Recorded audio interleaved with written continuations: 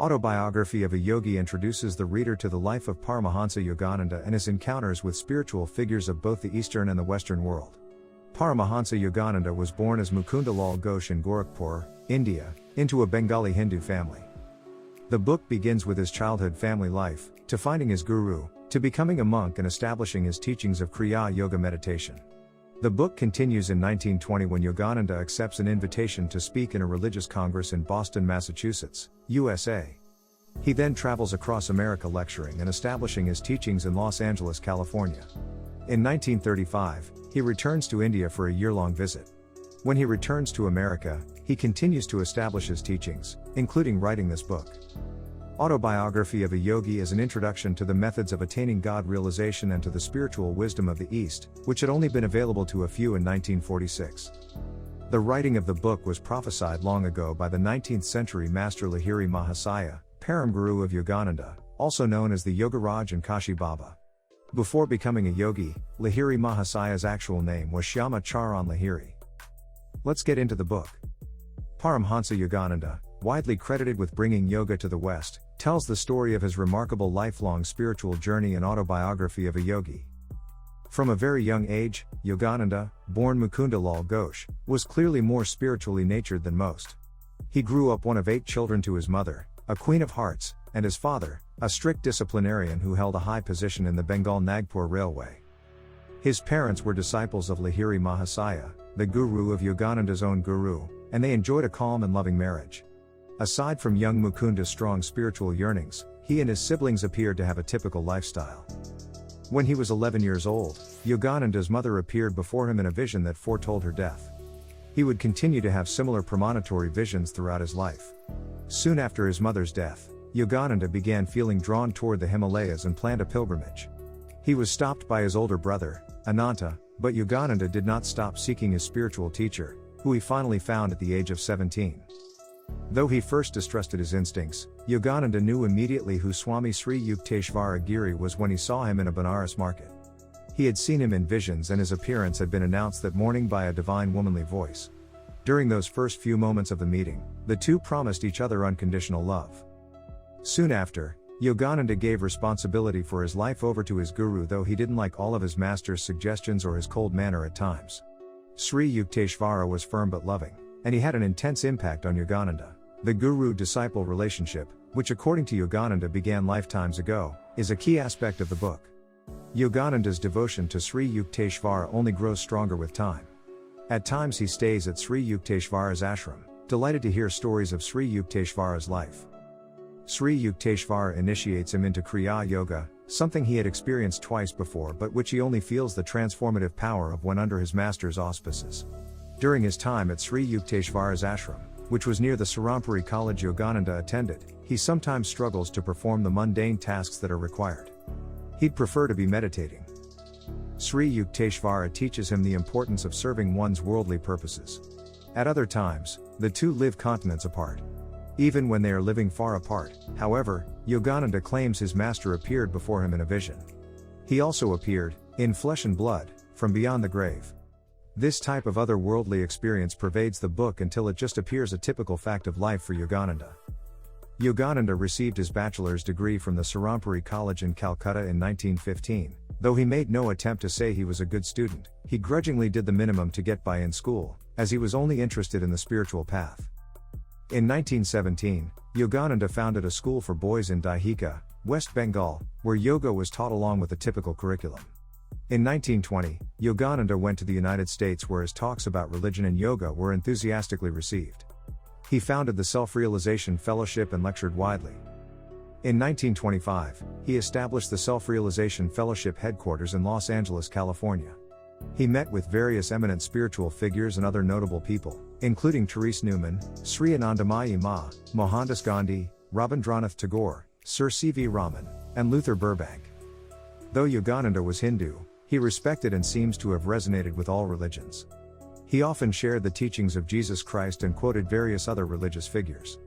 His ability to transcend religion attracted numerous devotees and earned him respect among the masses. The key takeaways of Autobiography of a Yogi. Self-realization. The knowing in body, mind, and soul that we are one with the omnipresence of God, We do not have to pray that it come to us, we are not merely near it at all times, but that God's omnipresence is our omnipresence. We are just as much a part of Him now as we ever will be. All we have to do is improve our knowing, living a life of happiness. Live quietly in the moment and see the beauty of all before you. The future will take care of itself. Making others happy, through the kindness of speech and sincerity of right advice, is a sign of true greatness. To hurt another soul by sarcastic words, looks, or suggestions, is despicable. Be comfortable within your purse, he often said. Extravagance will buy you discomfort. Look fear in the face and it will cease to trouble you. Forget the past, for it is gone from your domain. Forget the future, for it is beyond your reach. Control the present. Live supremely well now. This is the way of the wise. Ordinary love is selfish, darkly rooted in desires and satisfactions. Divine love is without condition, without boundary, without change. The flux of the human heart is gone forever at the transfixing touch of pure love. Living in purpose and being purposeful. The more deeply we perceive, the more striking becomes the evidence that a uniform plan links every form in manifold nature. Man's conscious state is an awareness of body and breath.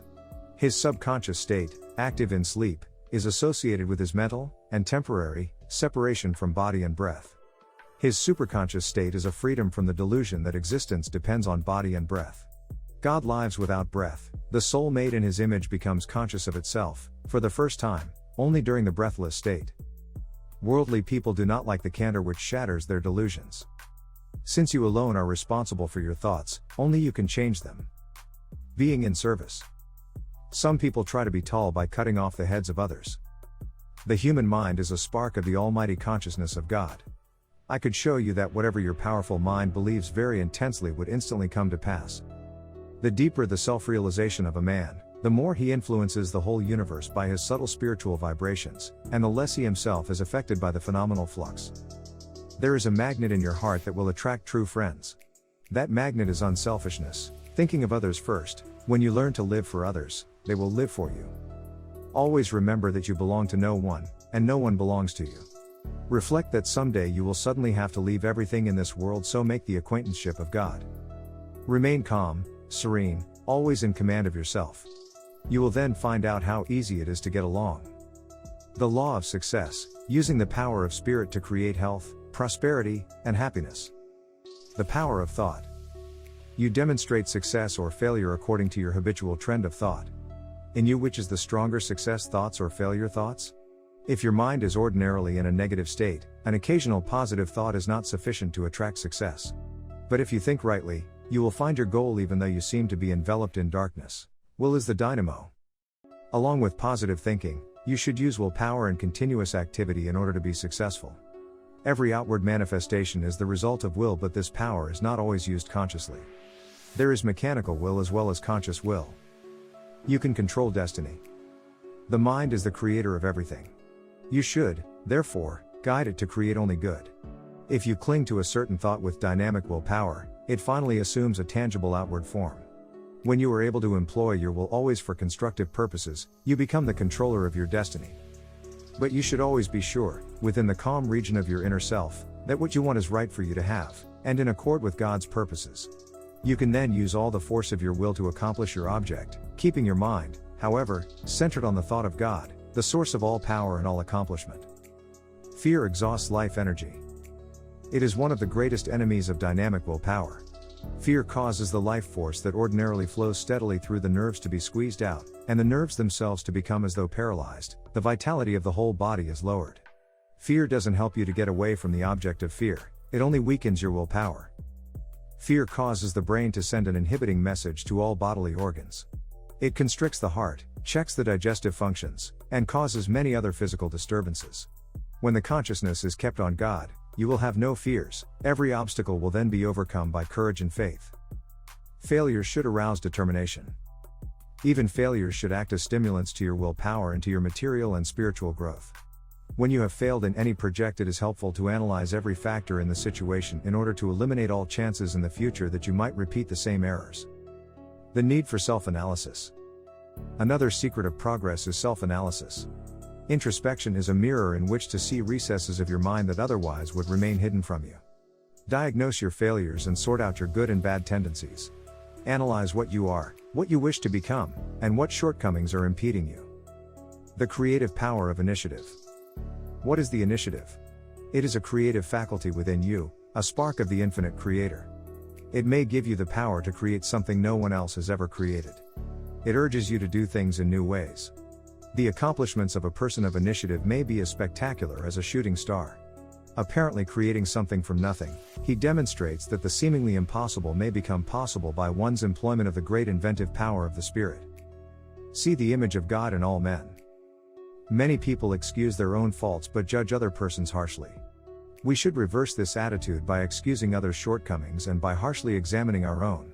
Habits of thought control one's life. Success is hastened or delayed by one's habits. It is not your passing inspirations or brilliant ideas so much as your everyday mental habits that control your life. Habits of thought are mental magnets that draw to you certain things, people, and conditions. Good habits of thought enable you to attract benefits and opportunities. Bad habits of thought attract you to materially minded persons and to unfavorable environments. Power of divine will. Divine will has no boundaries, it works through laws known and unknown, natural and seemingly miraculous. It can change the course of destiny, wake the dead, cast mountains into the sea, and create new solar systems. From the ocean of abundance. Just as all power lies in His will, so all spiritual and material gifts flow from His boundless abundance. In order to receive His gifts, you must eradicate from your mind all thoughts of limitation and poverty. Universal mind is perfect and knows no lack. To reach that never-failing supply you must maintain a consciousness of abundance. Even when you do not know where the next dollar is coming from, you should refuse to be apprehensive. When you do your part and rely on God to do His, you will find that mysterious forces come to your aid and that your constructive wishes soon materialize. This confidence and consciousness of abundance are attained through meditation. The way of meditation. By the power of concentration and meditation, you can direct the inexhaustible power of your mind to accomplish what you desire and to guard every door against failure. All successful men and women devote much time to deep concentration. They are able to dive deeply within their minds and to find the pearls of the right solutions for the problems that confront them. If you learn how to withdraw your attention from all objects of distraction and to place it upon one object of concentration, you too will know how to attract it will whatever you need. Success is measured by happiness. Consider whether fulfillment of the goal you have chosen will constitute success. What is success? If you possess health and wealth but have trouble with everybody, including yourself, yours is not a successful life. Existence becomes futile if you cannot find happiness. When wealth is lost, you have lost a little. When health is lost, you have lost something of more consequence. But when the peace of mind is lost, you have lost the highest treasure. Put God's power behind your efforts. Release for constructive purposes the power you already have, and more will come.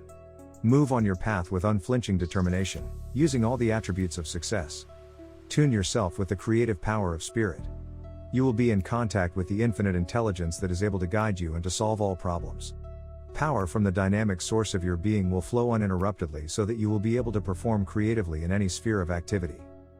If you like this book, consider buying this book from the link in the description.